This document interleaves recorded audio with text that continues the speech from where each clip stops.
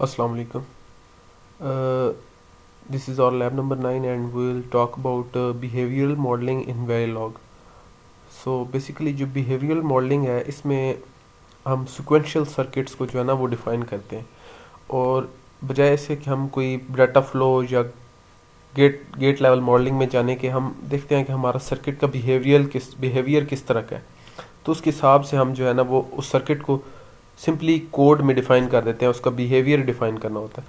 तो अभी हम जब एग्जांपल्स आगे करेंगे तो उसमें आपको अंदाज़ा हो जाएगा कि बिहेवियरल मॉडलिंग किस तरह की होती है। तो एक तो इनिशियल ब्लॉक है, इसका मैंने आपको बताया था कि ये जैसे ही हमारी सिमुलेशन टाइम स्टार्ट होता है तो ये इनिशिएट हो जाता है, ठीक है। एक और ब्लॉक जो इसमें हमने यूज़ करना है वो है ऑलवेज ब्लॉक। जो इनिशियल ब्लॉक होता है ना ये सिर्फ एक बार रन होता है पूरी एग्जीक्यूशन में, ठीक है। एक बार जब आप रन करेंगे तो इनिशियल ब्लॉक जो है ओनली वंस जो है ना वो इंटायर सिमुलेशन रन होगा। लेकिन जो ऑलवेज ब्लॉक होता है ना, ऑलवेज ब्लॉक क्या करता है कि ऑलवेज ब्लॉक में बेसिकली इसकी एक सेंसिटिविटी लिस्ट होती है, ठीक है। तो वो सेंसिटिविटी लिस्ट जो होती है ना उसमें जो भी पैरामीटर्स होते हैं जैसे ही वो चेंज होंगे तो ऑलवेज ब्लॉक ट्रिगर हो जाता है। उनमें कोई भी चेंज आएगा उन सेंसिटिविटी लिस्ट में जो एलिमेंट्स हैं उनमें अगर कोई चेंज आएगा तो हमारा जो ऑलवेज ब्लॉक है वो ट्रिगर हो जाएगा। अच्छा, अब ऑलवेज ब्लॉक में हम कुछ ब्लॉकिंग और नॉन ब्लॉकिंग असाइनमेंट्स यूज़ करते हैं। मतलब अभी मैं आपको यहाँ पे एग्जांपल में दिखाऊंगा कि हम ब्लॉकिंग असाइनमेंट यूज़ कर रहे हैं, इक्वल टू जिसको हम कहते हैं, ठीक है। तो जब ऑलवेज ब्लॉक हम यूज़ करते हैं ना इसके लिए कुछ कंडीशंस हैं कि जो ब्लॉकिंग या नॉन ब्लॉकिंग असाइनमेंट है ना उसकी जो लेफ़्ट हैंड साइड पे जो भी आपका वो होगा पैरामीटर होगा, ठीक है। जैसे यहाँ पे लेफ्ट हैंड साइड पे ये वाया आउटपुट लिखा हुआ है, ठीक है। इसको आपने रेग डिक्लेयर करना है। ये देखिए यहाँ पे मैंने इसको रेग डिक्लेयर कर दिया है, ठीक है। तो ये मैं अब एग्जांपल आपको कराऊंगा लेकिन सिर्फ ये बताना था कि ये ब्लॉकिंग असाइनमेंट है इक्वल टू इसकी जो लेफ्ट हैंड साइड है इसके ऊपर जो भी पैरामीटर है उसको हमने रेग डिक्लेयर कर देना है, ठीक हो गया। और उसके बाद हमने अपनी जो है ना वो कोड को कंप्लीट करना है। तो ये एक ऑलवेज ब्लॉक की जो है ना वो कंडीशन है। अब ये ऑलवेज ब्लॉक है, ये इसकी सेंसिटिविटी लिस्ट है, ये ए इन और एनेबल ई इन जो है, ठीक है। ये जब भी दो पोर्ट्स चेंज होंगे तो हमारा जो है वो ऑलवेज ब्लॉक ट्रिगर हो जाएगा। तो चलते हैं एक दो एग्जांपल्स करते हैं। तो पहली एग्जांपल है आपकी वो है ए एल यू डिज़ाइन करना है, ठीक है। अब ए एल यू डिज़ाइन करना है तो उसके लिए आप सबसे पहले देखें हमारे पास तीन पोर्शन है। एक हमारे पास ये देखें यहाँ पे जो है ना ये जो ऑपरेशंस हो रहे हैं ये सारे अरिथमेटिक ऑपरेशंस हैं, प्लस हो रहा है, ठीक है। उसके बाद ये ए प्लस टिल्डा बी, मतलब ये सारे अरिथमेटिक ऑपरेशन है, ठीक है। उसके बाद ये हमारे पास लॉजिकल ऑपरेशन है, ये वाला जो पोर्शन है। और उसके बाद यहाँ पे कुछ हमारे पास शिफ्टिंग हो रही है, जो हम बिट्स को शिफ्ट कर रहे हैं, ठीक है। तो तीन पोर्शन है हमारे पास। तो हम जो कंट्रोल बिट्स हैं वो देखते हैं हमारी कंट्रोल बिट्स क्या होगी। अगर हमने अरिथमेटिक ऑपरेशन कराना है, ठीक है, तो हमारे पास जो कंट्रोल बिट्स बनेगी ये देखिए ये तो सारी ज़ीरो है, S4 S3 S2 ये सारी ज़ीरो है। तो ये हम इनको अगर हम ना भी छेड़ें तो कोई प्रॉब्लम नहीं। हमारी जो कंट्रोल बिट्स हैं जैसे let's suppose y is equal to A का ऑपरेशन कराना है तो ये तीनों ज़ीरो होने चाहिए, ठीक है। S1 S0 और C इन। अगर हमें y is equal to a plus one करवाना है तो हमारे पास S1 S0 और C इन जो है वो 001 होने चाहिए। इसी तरह ये हमारे तीन कंट्रोल बिट्स हैं, ये वाले हमारे अरिथमेटिक यूनिट के लिए, ठीक है। तो चूँकि ये ALU stand for arithmetic logic unit, ठीक है। तो एक हमारा जो अरिथमेटिक यूनिट होगा इस ALU में वो उसके कंट्रोल बिट्स होंगे दैट इज़ S1 S0 और C इन, ठीक है। तो कोड भी साथ साथ आपको दिखाता हूँ, ठीक है। तो सबसे पहले आपने क्या किया कि आपने एक मॉड्यूल क्रिएट किया ALU, ठीक हो गया। उसके बाद मैंने आपको बताया कि हमारे पास जो इनपुट है एक इनपुट होगी A, जो हमारा लेट्स सपोज हमने कोई अरिथमेटिक ऑपरेशन कराना है तो हमारे पास ऑब्वियसली दो इनपुट्स होनी चाहिए A और B, ठीक है। अब एक A इनपुट आ गई, एक B आ गई, एक इनपुट कैरी आ गया, ठीक है। क्योंकि हमने समेशन का जब हमने कराने लास्ट टाइम मैंने आपको जब एडर करवाया था तो उसमें हमारे पास एक C इन थी और एक आउटपुट कैरी था, ठीक है। और उसके बाद हमारे पास एक सिलेक्ट बिट है, ठीक है। ये सिलेक्ट बिट जो है ये इसको मैं अभी कंट्रोल बिट्स कह रहा था, ठीक है। तो ये देखिए ये हमारे पास S0 S1 S2 S3 S4 ये सिलेक्ट बिट है, ठीक है। S0 से लेके S4 तक 5 बिट की, ठीक है। तो ये देखिए ये 5 बिट की हमारे पास सेल्फ बिट आ गई, उसके बाद एक इनपुट कैरी एक आउटपुट कैरी और इसी तरह एक आउटपुट वाई, आउटपुट जो है हमारी उसकी ALU की, ठीक है। अब मैंने बताया कि जो ऑलवेज ब्लॉक होता है उसमें हमें रेग डिक्लेयर करना होता है आउटपुट को बेसिकली, लेकिन जो हमारा वो लेफ़्ट साइड पे होता है बेसिकली जो ब्लॉकिंग असाइनमेंट है उसके लेफ़्ट साइड पे जो होता है, लेफ़्ट हैंड साइड पे, तो उसको हमने रेग डिक्लेयर कर दिया। ये मैं बताता हूँ ये मैंने रेग क्यों डिक्लेयर किया, ठीक है। ये भी बेसिकली प्रोसीजरल असाइनमेंट के लेफ़्ट हैंड साइड पे ही हम यूज़ करेंगे, ठीक है।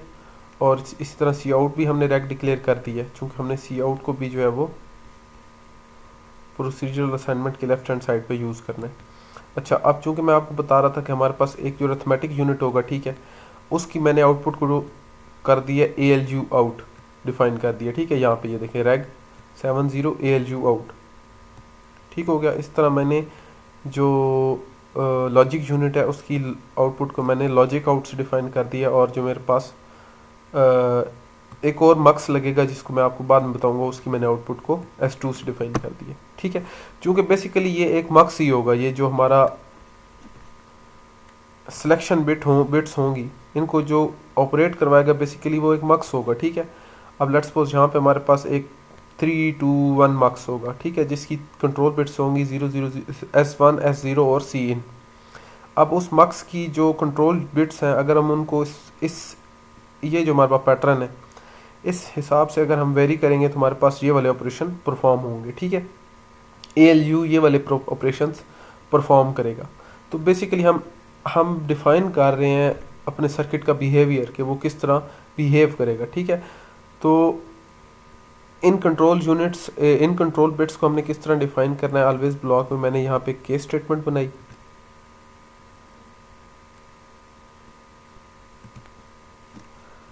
ये देखिए यहाँ पे मैंने एक केस स्टेटमेंट बनाई, ठीक हो गया।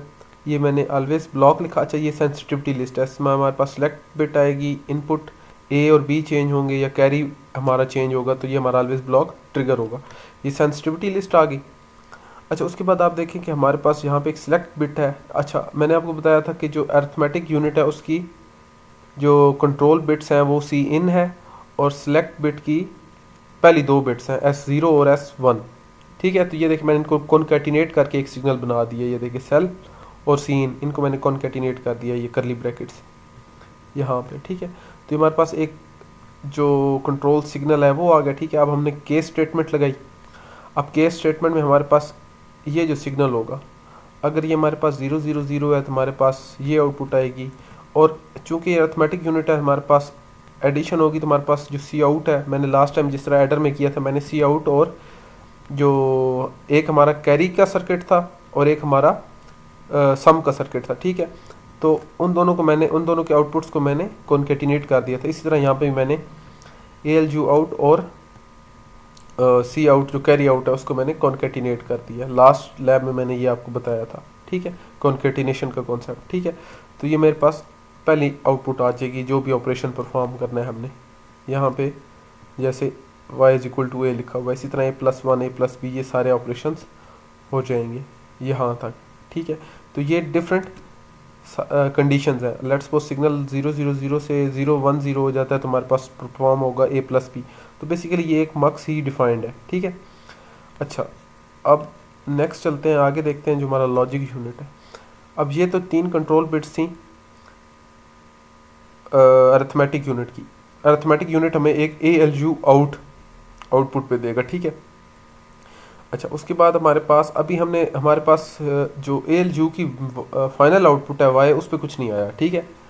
अच्छा, अब लेट्स सपोज हमारे पास जी लॉजिक यूनिट की कंट्रोल बिट्स कौन सी होंगी, ये वाली।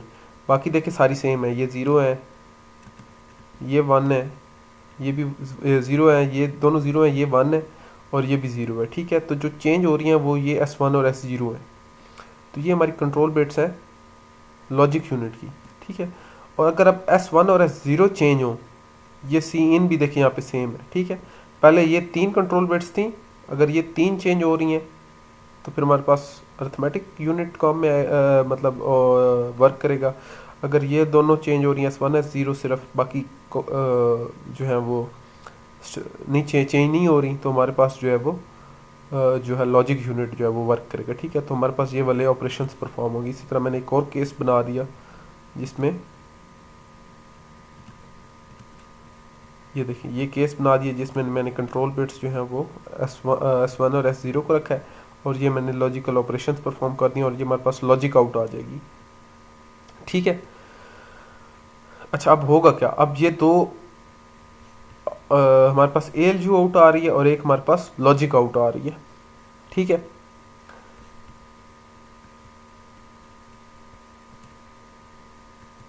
अच्छा, अब हमारे पास दो आउटपुट्स आ रही हैं, ठीक है। अब लेट्स सपोज ये हुआ कि हमारा जो अरिथमेटिक यूनिट वर्क कर रहा था, लॉजिक यूनिट ने वर्क नहीं किया, तो हमें अरिथमेटिक यूनिट के आउटपुट को ALU की आउटपुट पे भेजना है, ठीक है। तो हम एक 2 to 1 मक्स लगाएंगे, ठीक है। 2 to 1 मक्स लगाएंगे जो कि ये डिफाइन करेगा कि क्या हमारा अरिथमेटिक जो यूनिट था उसकी जो आउटपुट है वो ALU की आउटपुट पे जाएगी, या लॉजिक यूनिट की जो आउटपुट है वो ALU की आउटपुट पे जाएगी। वो किस तरह हम करेंगे कि ये देखें, जो अरिथमेटिक यूनिट है ये वाला, इसकी S2 को देखें, ये सारी ज़ीरो है, ये देखिए ये सारे ज़ीरो हैं, और इसकी जो है S2 है वो 1 है, बाकी सेम है। इसकी ये दोनों भी ज़ीरो है, ये दोनों चेंज हो ये दोनों तो कंट्रोल बिट्स होगी ना, ये ज़ीरो है, और ये देखिए ये जो है 1 1 है। इसकी ये S2 ज़ीरो है और इसमें S2 1 है।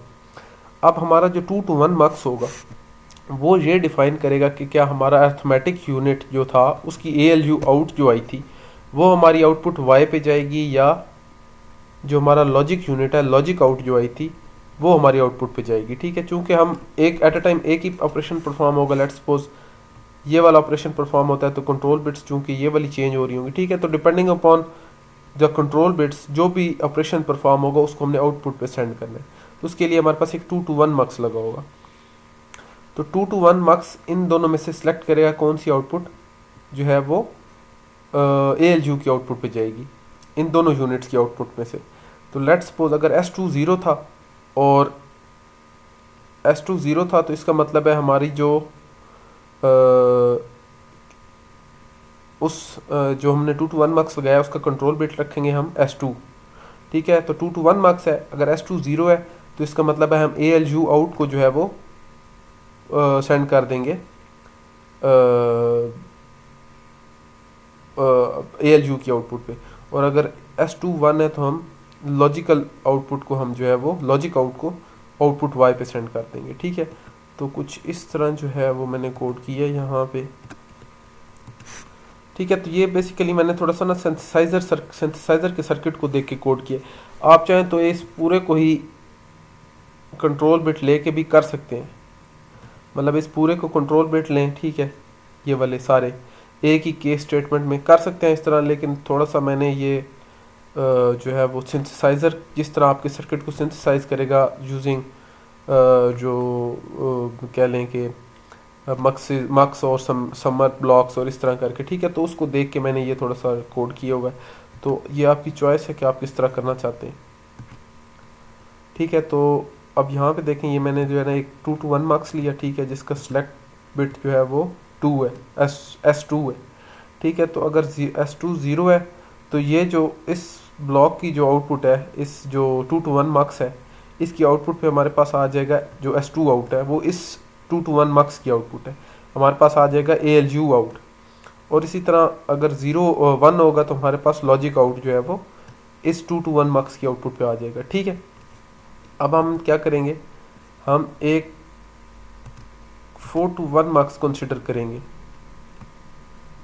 ठीक है। 4 to 1 मक्स में क्या होगा कि एक तो अगर तो उसका 0 0 0 होगा, ठीक। एक मिनट, उसकी कंट्रोल बिट्स हम रखते हैं ये वाली S4 और S3। अगर 0 0 होगा, ठीक है, तो हम जो है हमारा S2 की जो भी आउटपुट होगी वो उसकी आउटपुट पे चली जाएगी। यहाँ पे आप लिख लें,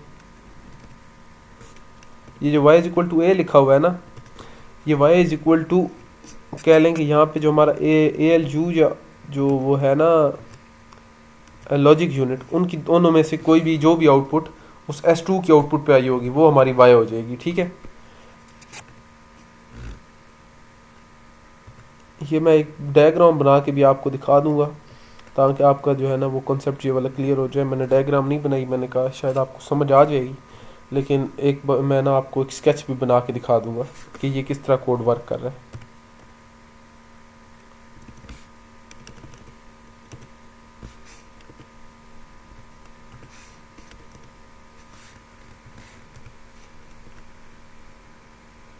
अरिथमेटिक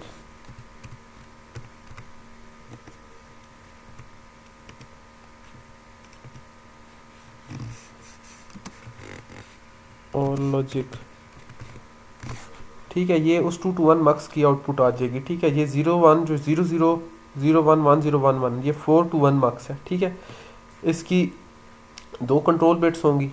अब लेट्स सपोज 00 हैं 2 कंट्रोल बिट्स, तो हमारे पास उसकी जो आउटपुट होगी वो S2 की जो भी आउटपुट होगी वो ALU की आउटपुट पे चली जाएगी। वरना अगर 01 होगी तो हमारा लेफ़्ट शिफ्ट होगा,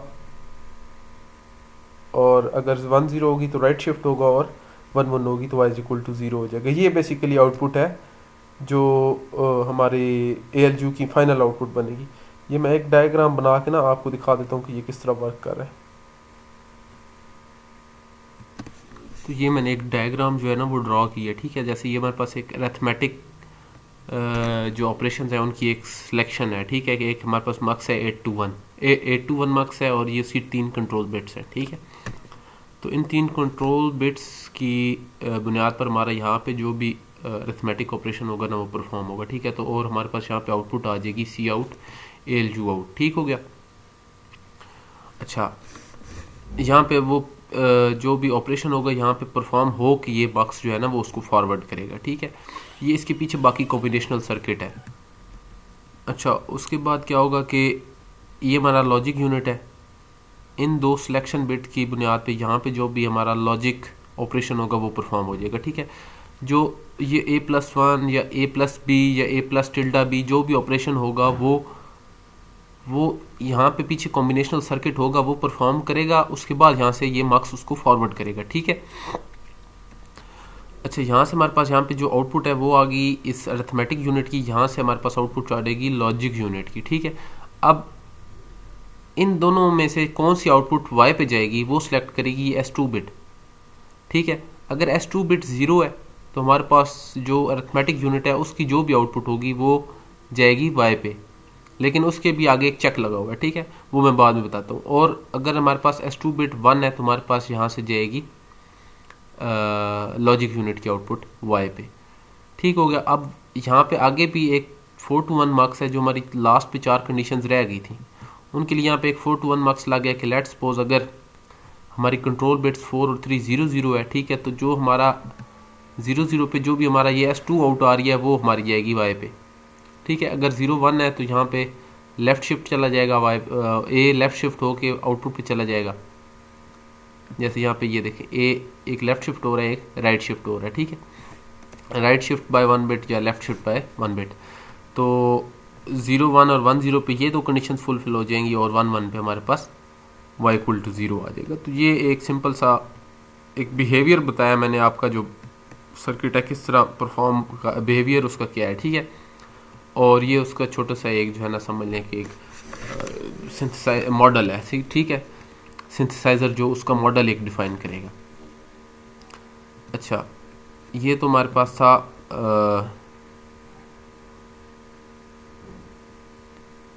ALU।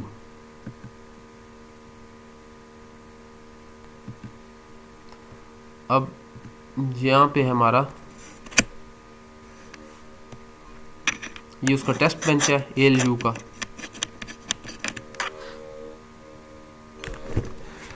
तो टेस्ट बेंच में उसी तरह मैंने A और B को जो है वो रैक डिफाइन कर दिया, सेल को भी रैक डिफाइन कर दिया, और आउटपुट को वायर डिफाइन कर दिया। अच्छा, उसके बाद यहाँ पे मैंने ये इसका ऑब्जेक्ट कॉल किया ALU A1। ठीक है, ये ऑब्जेक्ट कॉल करना मैंने आपको लास्ट 2 लाइव्स में बड़ी तसल्ली से बताया था। ठीक है, उसके बाद यहाँ पे मैंने ये इसकी जो स्टिमुलस है वो डिफाइन कर दी है, ठीक है। जैसे लेट्स सपोज सेल जो है वो 5 बिट 00011 है, इस तरह ए जो है वो ये है, बी है, ठीक है। इसको आपको मैं रन करके दिखा देता हूँ। लेट्स सपोज हमारे पास जो है वो जो सिलेक्ट बिट है वो है 5B0011, 5 बिट है, 0011 है हमारे पास जो सिलेक्ट बिट है 0011, 000 ये बनती है 0011,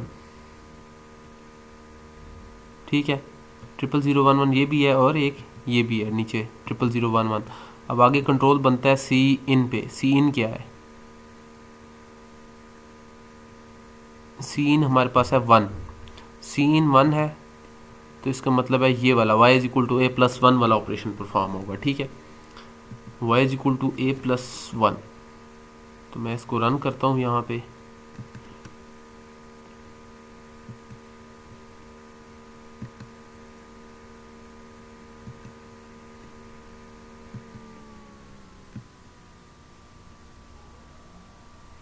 ALU है ना, टेस्ट बेंच ALU।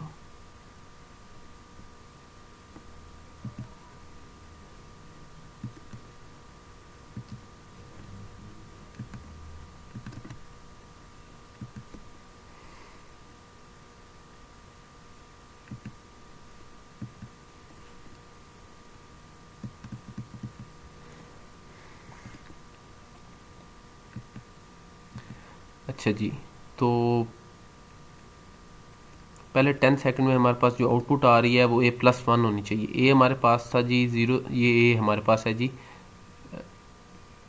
000 फिर 00110, ठीक है। इसी तरह हमारे पास जो b है वो है 000 00100, लेकिन अभी b का तो काम ही नहीं है चूँकि हमने a प्लस 1 करना है। और सी इन हमारे पास था 1, ये देखें सी इन 1 है तो a प्लस 1 हो जाएगा। तो ए जो था हमारे पास 000 00110 था, इसमें अगर हम 1 ऐड करेंगे तो ये 111 हो जाएगा यहाँ पे, मतलब 000 111। तो आउटपुट हमारे पास आ जाएगी y 000 111, ठीक हो गया। ये हमारा एक ऑपरेशन परफॉर्म हो गया। आफ्टर 10 नैनो सेकेंड्स हमारा जो इनपुट है वो चेंज होगी। 10 नैनो सेकेंड्स के बाद हमारे पास आ रहा है 00111 और सी इन 0 है 00111 00111। तो ये हमारे पास y is equal to not of a होना चाहिए, ठीक है। ये देखें 00111, तो ये लॉजिक ऑपरेशन परफॉर्म होना चाहिए। तो आपने बाकी स्टिमुलस में डिफरेंट वैल्यूज़ जो है ना वो इंसर्ट करके आपने इसको वेरीफाई करना है। मैंने सिर्फ 2 ही डाली है इसमें, तो उसमें हमारे पास आउटपुट आ जाएगी, ये देखें नॉट ऑफ ए आना चाहिए। तो ये देखें ये हमारे पास ए था, पहले 5 0 है, फिर 2 1 है और 1 फिर 0 है, ठीक है। तो पहले 5 1 हो जाएंगे, फिर 2 0 और 1 फिर 1 हो जाएगा, ये मतलब इस नॉट ऑफ ए हो गया, ठीक हो गया। तो ये हमारा जो है ना वो ALU प्रॉपरली रन हो रहा है, सिमुलेट हो रहा है। अब जो है वो हम देखते हैं नेक्स्ट एग्जांपल, वो है जी प्रायोरिटी इनकोडर, ठीक है। इसमें हमारी मोस्ट सिग्निफिकेंट बिट जो है वो हमारी जो है वो क्या कह रहे हैं, मोस्ट सिग्निफिकेंट बिट जो है वो हमारी हाईएस्ट प्रायोरिटी है, ठीक है। तो इसमें भी हम सिंपल, आपने केस स्टेटमेंट जो है वो मैंने अभी आपको दिखाई भी है, आपने पढ़ी भी है उसमें थ्योरी में।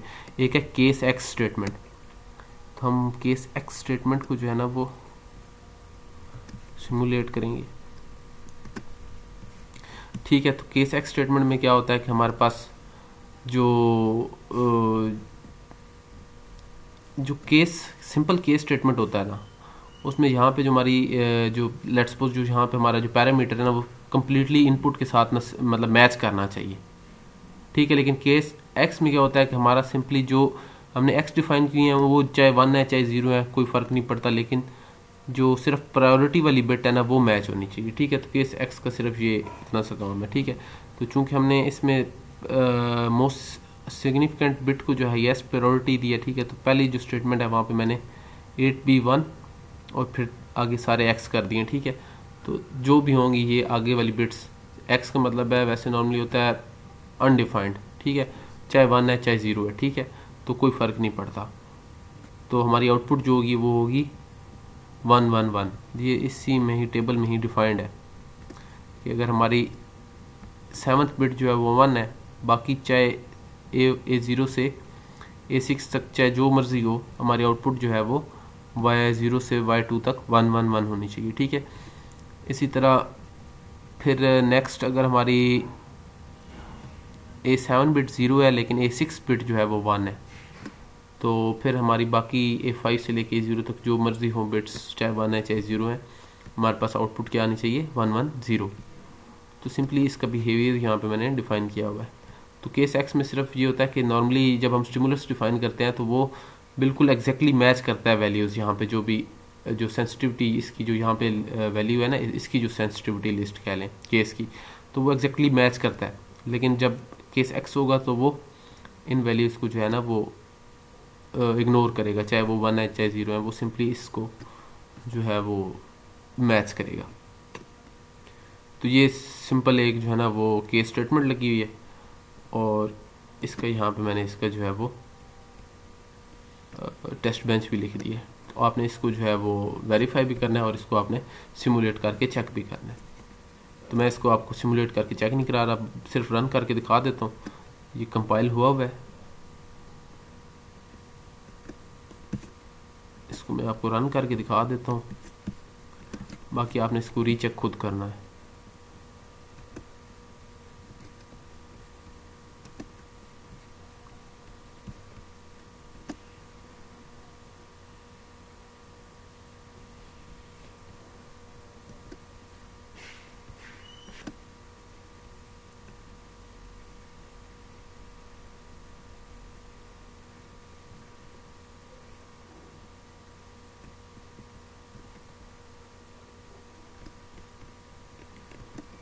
थोड़ा सा सिमुलेशन में एरर आ रहा था कि यहाँ पे मिस्टेक थी, जो हमारा टेस्ट बेंच था, यहाँ पे मैंने जो इनपुट था उसको मैंने एक्स डिक्लेयर किया हुआ था, हालांकि ये ए इन है, ठीक है।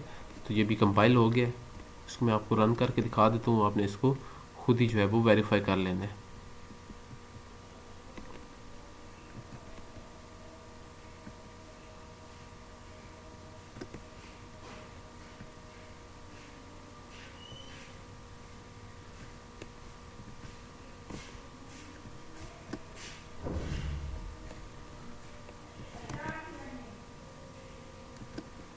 ठीक है, ये हमारा जो है वो रन हो गया,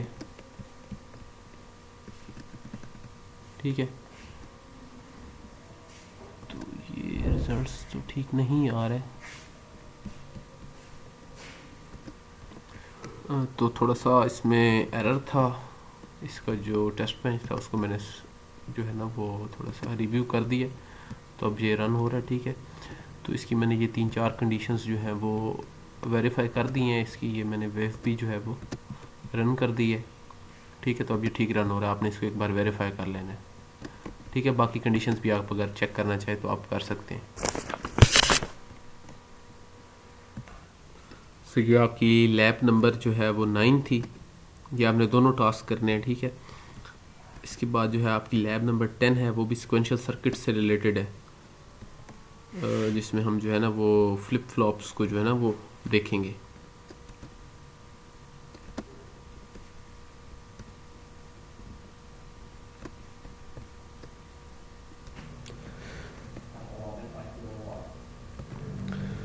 तो अभी जो हम जो है ना वो फ्लिप फ्लॉप्स को थोड़ा देखते हैं। ये भी सिक्वेंशियल सर्किट्स हैं।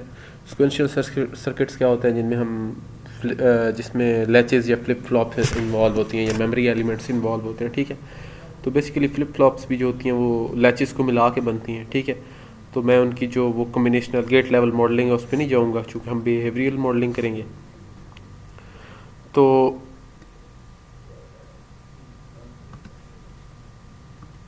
सबसे पहले हम करेंगे डी फ्लिप फ्लॉप, ठीक है। डी फ्लिप फ्लॉप क्या करती है कि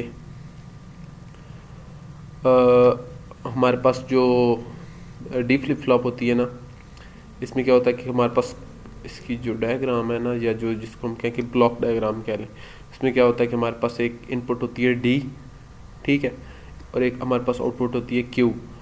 अब जो आउटपुट होती है ना वो फॉलो करती है डी को क्लॉक के पॉजिटिव एज पे। मतलब जो भी डी पे होगा आउटपुट पे वो तब अपीयर होगा जब हमारे पास क्लॉक का पॉजिटिव एज अपीयर होगा, ठीक है। तो इसने बेसिकली आउटपुट ने डी को फॉलो करना है on positive edge of clock. तो इसका जो वेरिलॉग कोड है वो मैं आपको दिखाता हूँ डी फ्लिप फ्लॉप का, कि अगर तो रीसेट है तो हमारे पास आउटपुट हो जाएगी 0। एक रीसेट पिन है, अगर रीसेट हो तो हमारे पास आउटपुट होगी 0, वरना जैसे ही क्लॉक का पॉजिटिव एज आएगा, ये हमने ऑलवेज में सेंसिटिविटी लिस्ट में हमने पॉज एज क्लॉक लिख दिया, ठीक है। तो क्लॉक का जैसे ही पॉजिटिव एज आएगा हमारा आउटपुट जो है वो फॉलो करेगा डी को, Q is equal to D. अगर तो रीसेट है तो फिर तो हमारे पास यहाँ पे आउटपुट 0 हो जाएगी, वरना हमारे पास आउटपुट जो है वो डी को फॉलो करेगी। और इसके बाद हमने ये जो क्यू बार होता है उसको हमने टिल्डा क्यू कर दिया, ठीक है, क्योंकि इसका ये भी एक आप देखें तो ये एक पोर्ट ये भी है क्यू बार, ठीक है। एक रीसेट है और एक डी है, इस एस को छोड़ दें। तो इसका जो टेस्ट बेंच है ये आसान सा कोड है, होपफुली आपको समझ भी आ जाएगा इजीली। उसके बाद जो है वो टेस्ट बेंच है, इसमें आप देखें कि जो यहाँ तक तो सिंपली वो मैंने इसको रेक्ट डिफाइन कर दिया, जो हमारी इनपुट थी वायर डिफाइन कर दिया मैंने अपनी आउटपुट को, और यहाँ पे मैंने इसका वो कॉल कर लिया ऑब्जेक्ट। उसके बाद ये यहाँ पे देखिए अब मैंने 3 इनिशियल ब्लॉक्स जो है ना वो डिफाइन किए। ये तीनों इनिशियल ब्लॉक पैरेलल में चलेंगे, ये एट टाइम 0 तीनों इकट्ठे स्टार्ट हो जाएंगे, तीनों इकट्ठे पैरेलल में रन होंगे, ठीक है। तो पहले इनिशियल ब्लॉक में क्या होगा कि ये मैंने यहाँ पे ना एक क्लॉक डिफाइन कर दिया कि जितना हमारा सिमुलेशन टाइम होगा उसमें पहले ये जो क्लॉक वाला है समझ लीजिए वेरिएबल है, ये 0 है या रजिस्टर है, ठीक है। फिर इसको मैंने क्लॉक बेसिकली रजिस्टर है मैं, लेकिन मैं आपको यहाँ पे टाइम ऑफ वेरिएबल बता रहा हूँ कि लेट्स सपोज हमारे पास क्लॉक में 0 था, ठीक है। ये फॉर एवर क्या करता है कि हर 5 नैनो सेकेंड्स के बाद जो है ना वो क्लॉक जो है ना जो भी उसका वैल्यू होगी वो टॉगल कर जाएगी। 0 होगा तो 1 हो जाएगा, 1 हो जाएगा तो 0 हो जाएगा, टिल्डा क्लॉक, ठीक है। तो ये हमारे पास एक क्लॉक जनरेट हो जाएगी इस ब्लॉक में। फिर नेक्स्ट इनिशियल ब्लॉक में क्या होगा कि at time 0 reset equal to 1, ठीक है। फिर 10 सेकंड के बाद रीसेट 0 हो जाएगा, फिर 1 हो जाएगा 70 नैनो सेकंड्स के बाद, फिर 10 के बाद 0, फिर 70 नैनो सेकंड्स के बाद 1। तो ये रीसेट का सिग्नल जनरेट हो गया। और इसी तरह मैंने यहाँ पे एक डी का सिग्नल जनरेट कर दिया है। 15 नैनो 0 से स्टार्ट होगा, 0 पे डी इज इक्वल टू 0, फिर 15 नैनो सेकंड के बाद डी इक्वल टू 1, फिर 15 के बाद डी इज इक्वल टू 0। तो ये एक इस इनिशियल ब्लॉक में डी का सिग्नल जनरेट हो जाएगा, ठीक है। तो इसको मैं आपको रन करके दिखा देता हूँ।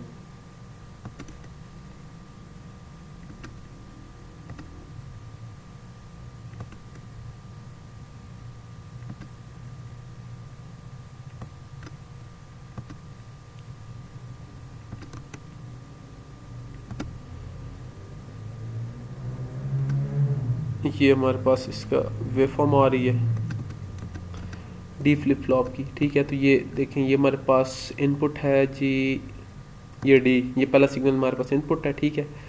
और उसके बाद हमारा जो रीसेट है ये वाला सिग्नल रीसेट है, यहाँ पे रीसेट 0 हो जाता है, ठीक है।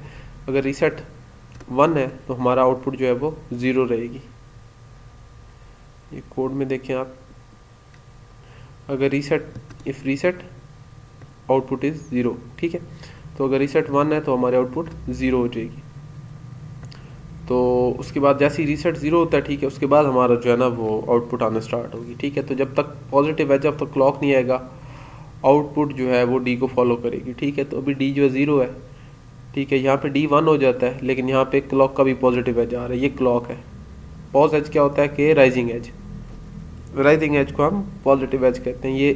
ये जो है ना ये क्लॉक है, ये वाला सिग्नल जो है। तो इस सिग्नल में जब जैसे पॉजिटिव एज आएगा हमारा डी जो है, ये डी है, ये signal second last signal, D जो है ये फॉलो करेगा, सॉरी क्यू जो है वो ये हमारा क्यू है, डी ये फर्स्ट सिग्नल है, सेकंड लास्ट सिग्नल क्यू है, आउटपुट है। तो क्यू हमारा डी को फॉलो करेगा, ठीक है। तो ये देखिए पॉजिटिव एज आया, डी भी 1 हो रहा है, आउटपुट 1 होगी। फिर ये पॉजिटिव एज आया, अभी भी डी 1 है, ये 1 रहेगा, ठीक है। अब देखिए यहाँ पे डी 0 हो गया, लेकिन अभी तक जो है ना वो क्यू 1 ही रहेगा। क्यों कि जब तक क्लॉक का पॉजिटिव एज नहीं आएगा ये चेंज नहीं होगा, ये अपनी पोजीशन होल्ड करेगा। फिर जैसे क्लॉक का पॉजिटिव एज आया ये भी 0 हो गया, ठीक है। तो ये डी फ्लिप फ्लॉप थी। उसके बाद है जी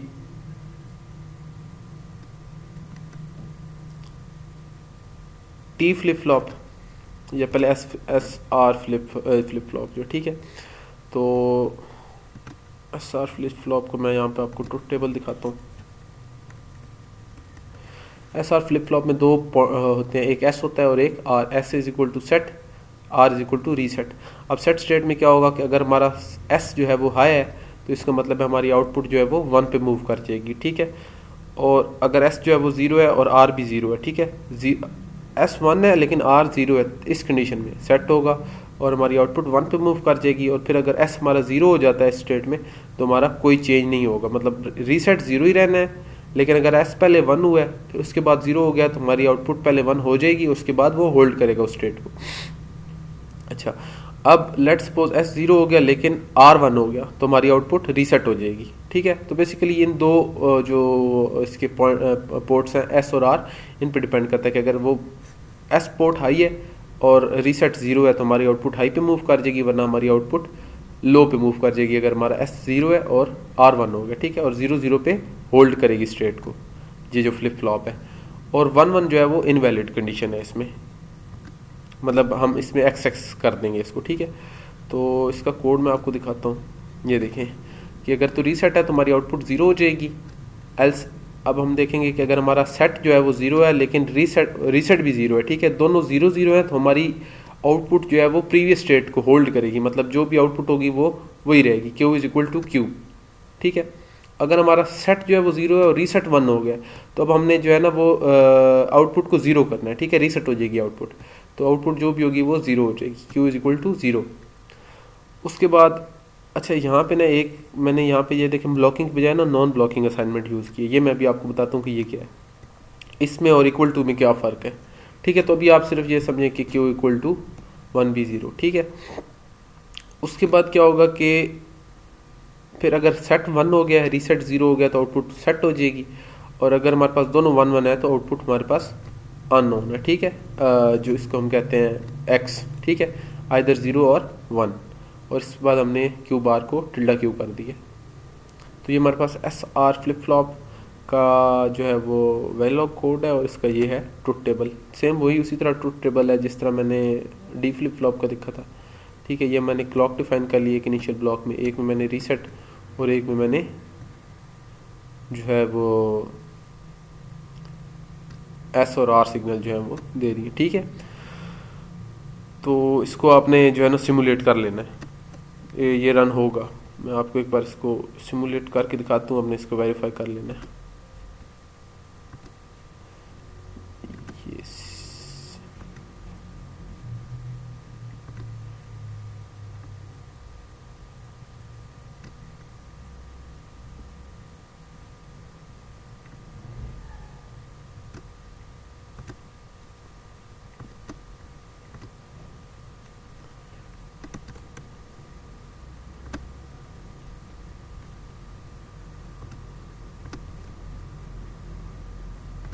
ठीक है, तो ये रन हो गया। तो ये आपने इसको वेरीफाई कर लेना है। इसके बाद है टी फ्लिप फ्लॉप।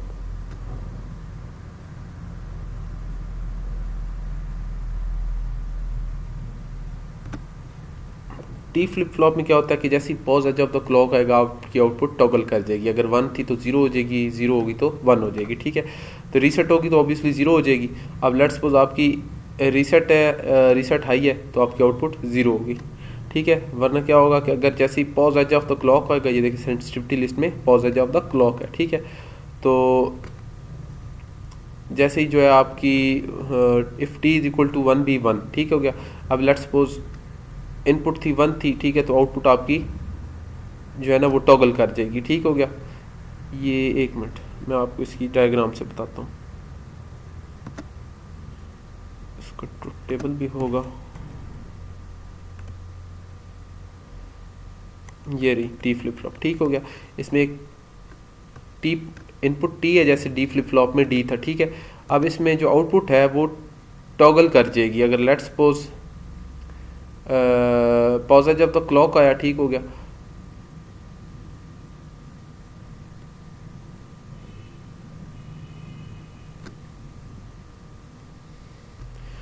सॉरी ये इस तरह होगी कि अब टी जो है ना, टी बेसिकली कंट्रोल है कि टी अगर हाई होगी उसके बाद पॉज है जब तक क्लॉक आएगा, ठीक है। पॉज है जब तक क्लॉक भी है और टी हाई है तो हमारी आउटपुट टॉगल कर जाएगी।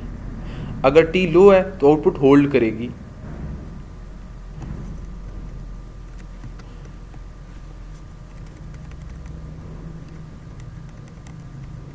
ठीक है, तो ये बेसिकली इस टी फ्लिप फ्लॉप का जो है ना वो ट्रुथ टेबल है कि नो क्लॉक पे तो इसने होल्ड ही करना है स्ट्रेट, ठीक है। अब उसके बाद ये क्लॉक इसमें से कौन सी है, ये वाली है, ठीक है। क्लॉक का पॉजिटिव एज आया, ठीक है।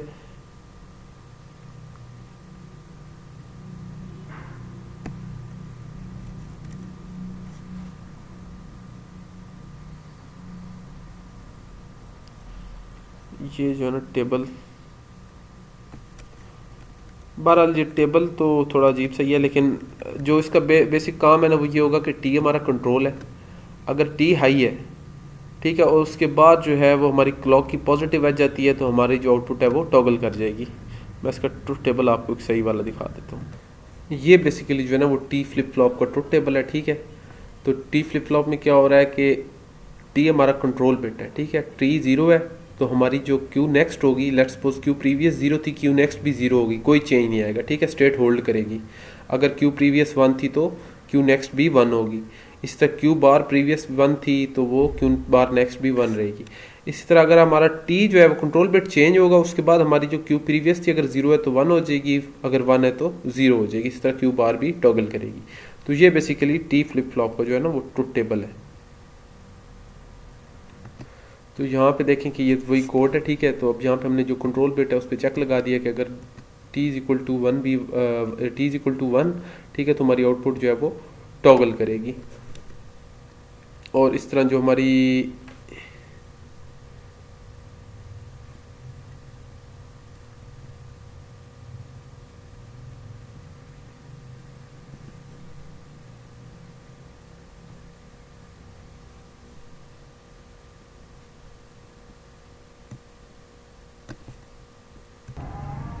तो ये मैंने थोड़ा सा कोड इसका चेंज कर दिया टी फ्लिप फ्लॉप का, ठीक है।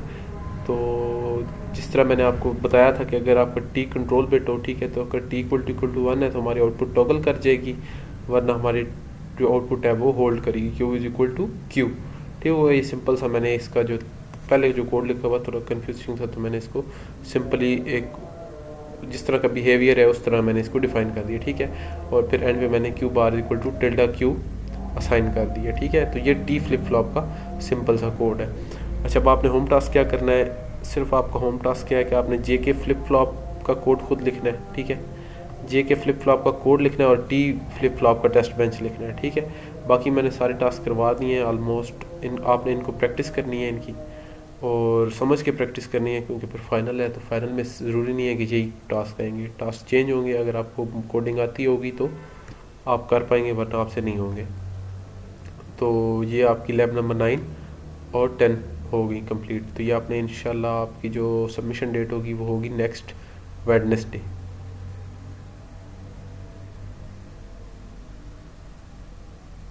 तो एक चीज़ रह गई थी, वो थी ब्लॉकिंग और नॉन ब्लॉकिंग असाइनमेंट की, ठीक है।